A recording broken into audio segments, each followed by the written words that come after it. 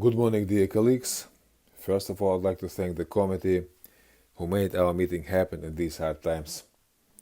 You did absolutely great job. Thank you so much indeed. My name is Magomed Albakov.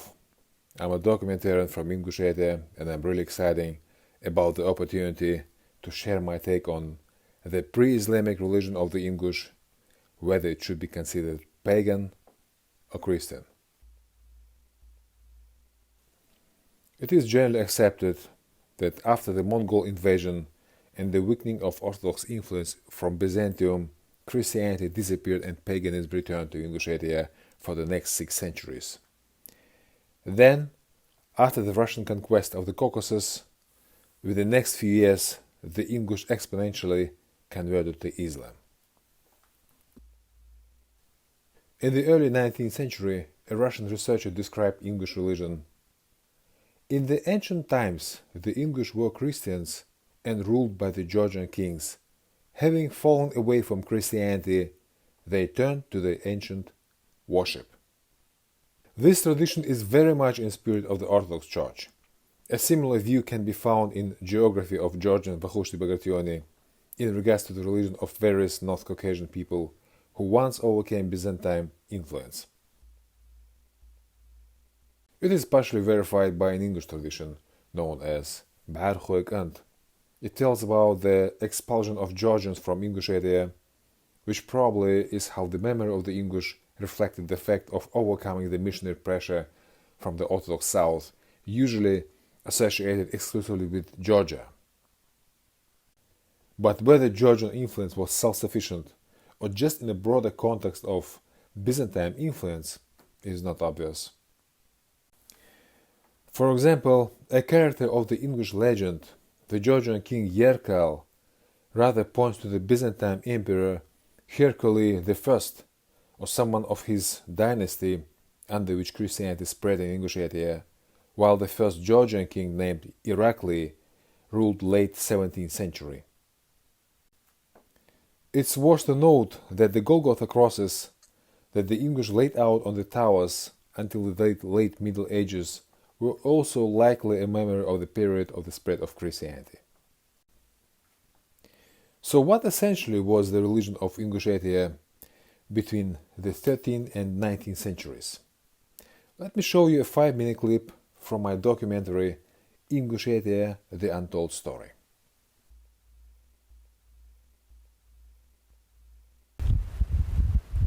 Наличие вот этого знака на фасадах строения 17 века говорит о том, что все-таки когда-то запущенные корни вот этого мировоззрения, оно не сошло на нет там, через 200, 300 или 400 лет после того, как были утрачены связи между христианскими центрами Южного Кавказа и Северного. The English architected unique temples and churches. We can find dozens of abandoned ancient temples in Ingushetia. However, there are still functioning examples of the English religious architecture. We can find them in the upper reaches of the river Assa in Arcoti, where the Hefsos live. To get there, we will have to cross the Caucasus from Georgia.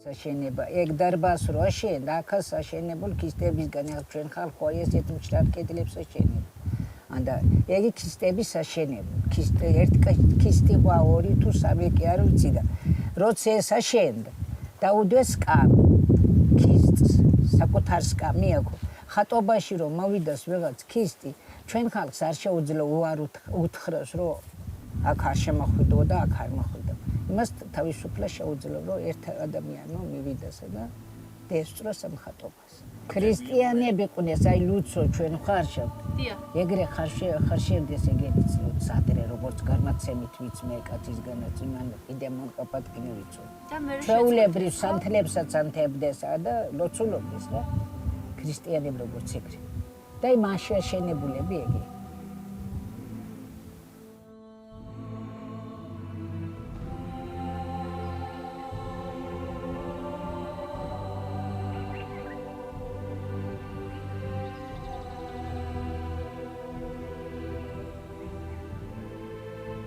Gena is the temple we were looking for. I stood before the revived history of my nation. It moved me deeply.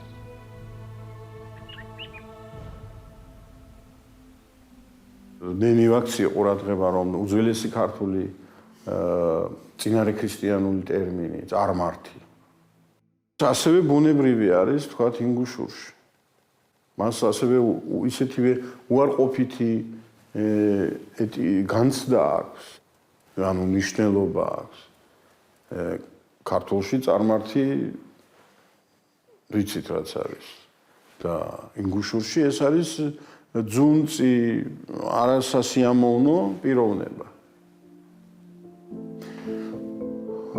არ ვიცი არის ეს ბრძოლა ვთქვათ ქრისტიანობასა და ინგუშურ წინარე რელიგიას შორის და მისი კვალია და იქიდან ქართულში შემოსული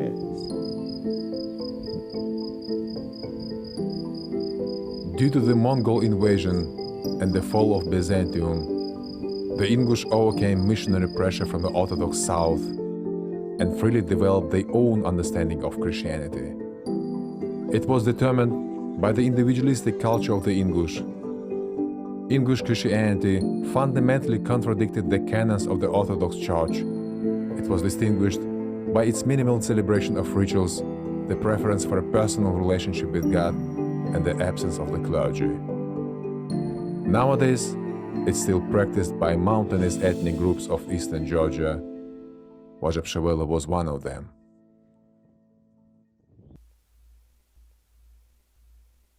Ingush Christianity was a clear product of Ingush Reformation of Orthodoxy, the only Reformation of the Eastern Church, which in certain ways anticipated the European Reformation. Meanwhile, its differences from the European Reformation are perhaps even more interesting. If the European Reformation realized an idea of returning to original meanings of the Gospel, English Reformation instead was a rethinking of Christianity through national culture. For example, to Shole, the goddess of fertility of English pre-Christian religion, was associated with the Mother of God. Thus, if Protestants recognized Jesus Christ as a Jew on the basis of biblical texts, for the English, Jesus Christ rather represented their own culture. And this is not a rational approach in resolving the discussion about the ethnicity of Jesus Christ. Since the image of the Mother of God has no roots in Judaism, the main reason to consider the Virgin Mary a Jew is the trust in the historical reliability of the Gospels, which is not clear. Probably, the nationalization of Christianity made the English more tolerant Christians.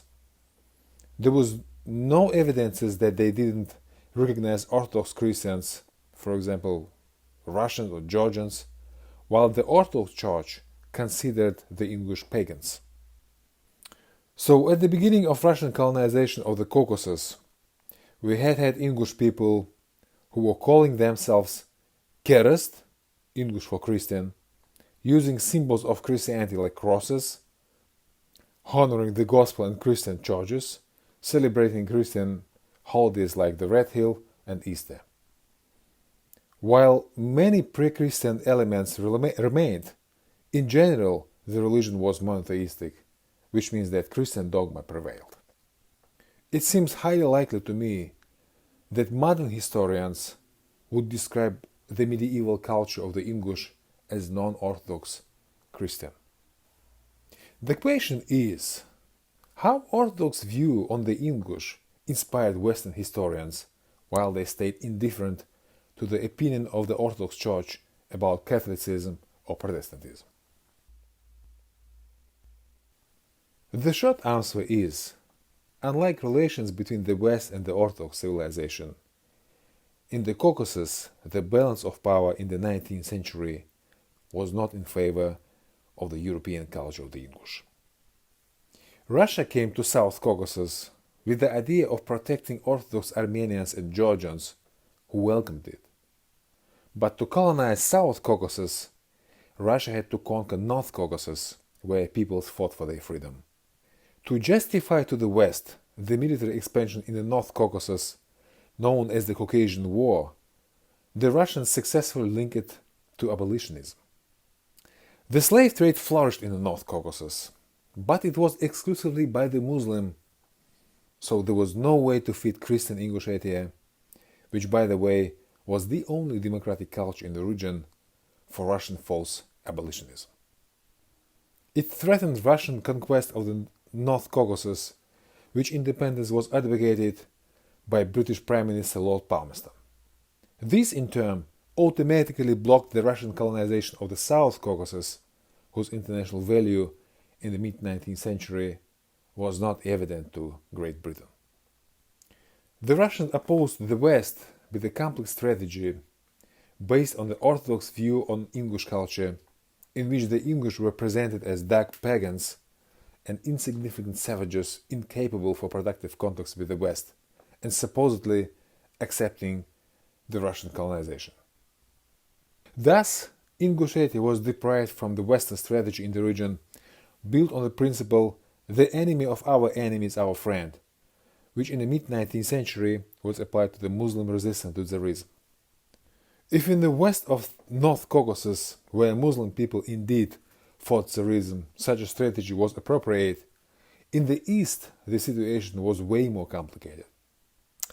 There, the Russians used the Muslim movement as a proxy to forcibly Islamize the Ingush.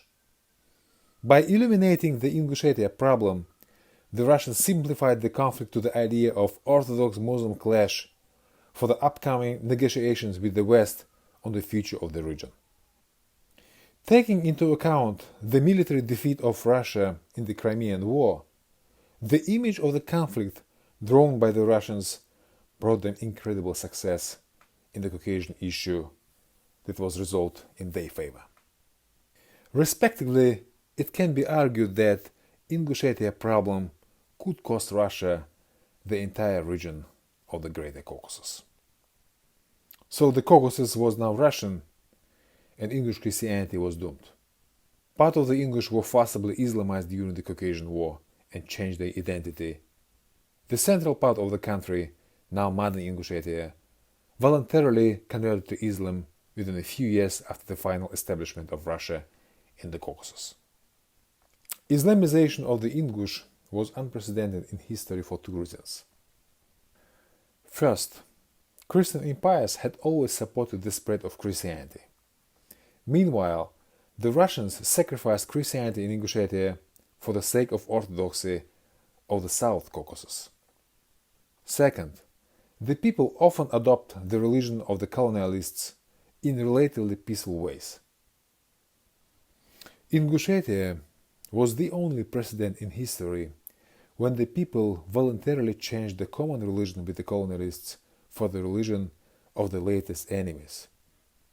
That epic act of renunciation so transcended the boundaries of Abrahamic mindset of our world that it still remains incomprehensible.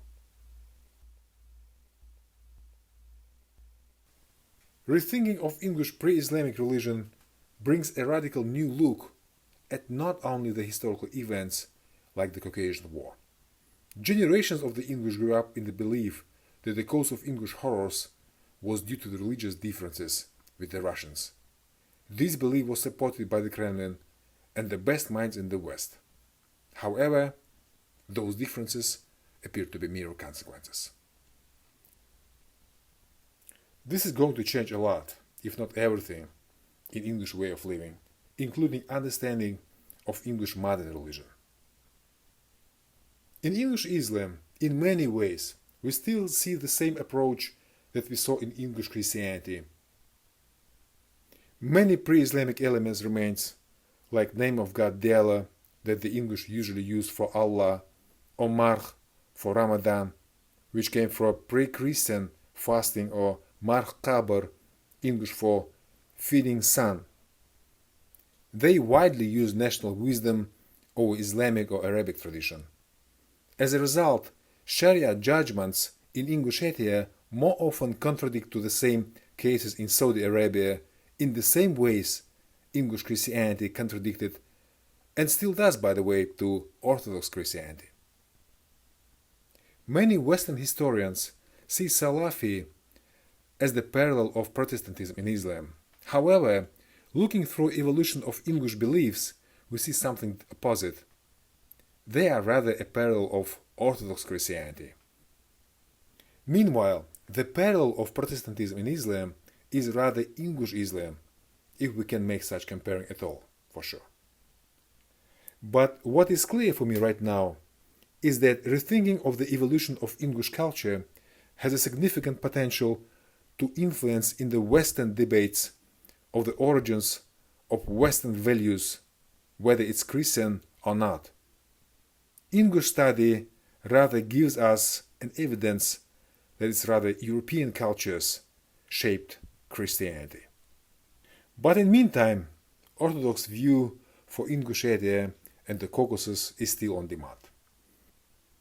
It paints a conflict in the region exclusively between Orthodox and Islam, thereby programming the sympathies of the West on the side of Orthodox peoples. After the collapse of USSR, it brought the Kremlin flawless victory in its war on terror in the North Caucasus. In Russia, the idea that Ingushetia is an excellent example of European culture, Islamization of which was a direct outcome of Russian colonization of the Caucasus, is not tolerated. The main issue of English study is a lack of English and Western scholars who strive to develop scientific knowledge. Poor competition, obviously, produces poor results. Orthodox view dominates only because no one has challenged it yet. Do I think we can overcome it? Well, I'd like to firmly say yes. But the truth is, I'm just struggling to make it happen. And to achieve that, I'm trying first to push English historians to critically rethink Islamization of Ingushetia, and second, to reveal to the Western colleagues a colossal layer of a great culture of Ingushetia that is worthy of their dedication. With that purpose, I made Ingushetia the Untold Story, the documentary that presents the unprecedented de-evolution of English culture from a once Christian democratic nation to a Russian region now drawn into the Kremlin's war on terror. I offer free of charge license for the universities. I'd be happy to make presentations with QA, and I also offer 2 travel grants for young scholars to experience Ingushetia in 2022. Those who are interested are warmly welcome to contact me. Thank you so much and stay safe.